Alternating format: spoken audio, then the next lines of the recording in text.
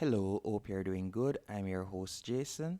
In this video, I will be showing you how to set up worldwide shipping on Shopify. The first thing you want to do once on your Shopify dashboard, I want you to go over to the left-hand menu option and you're going to tap on Settings. After selecting Settings, you're going to tap on Shipping and Delivery. Once you have selected Shipping and Delivery, what I want you to do next is you're going to scroll down and from here you're going to tap on Create New Profile. After selecting Create New Profile, from here you can give it a name. So let's say for example, Worldwide Shipping, we can name it that. Then from there you can scroll down and you could tap on Add Products and you can add your products. After doing that, you're going to scroll down and then from here you can see Create Zone. You're going to tap on that. After doing that, you'll see the option International, or you can give the zone a name. So I'm going to simply name it WW. Then from here you can tap on International. After selecting International, you could tap on Search Countries and Regions by Name. So you could tap right there and you can search for particular countries and regions. As you can see, the different countries that are added right here. After you're finished, you're going to tap on Done. And by the way, if you would like to add more countries and regions, you can do that. You can also set your shipping rate by tapping on Add Rate. Then from there, you can set one flat rate if you want. So for example, you can name it Standard. And then from there, if you'd like it to be free shipping, you can do that. If you would like to add conditional pricing, for example, let's say you would like to offer free shipping only on a certain weight or price, you can do that. So you can do it based on item weight.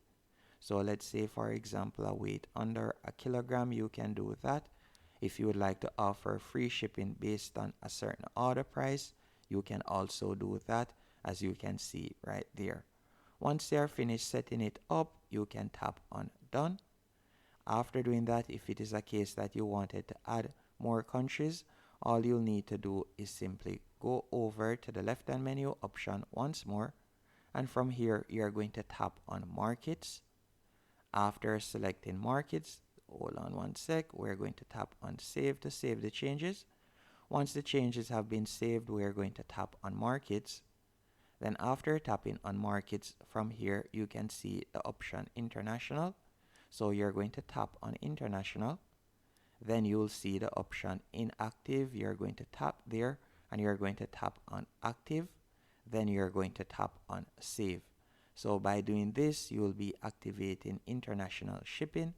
And you can also tap right where you see shipping right here.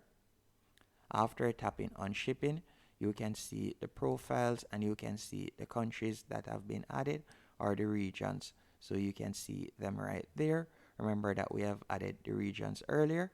So we're going to tap on Active, then tap on Save in the top right hand corner. Now, if you wanted to add more regions, all you'll need to do after you have selected Market. So let's do that real quick.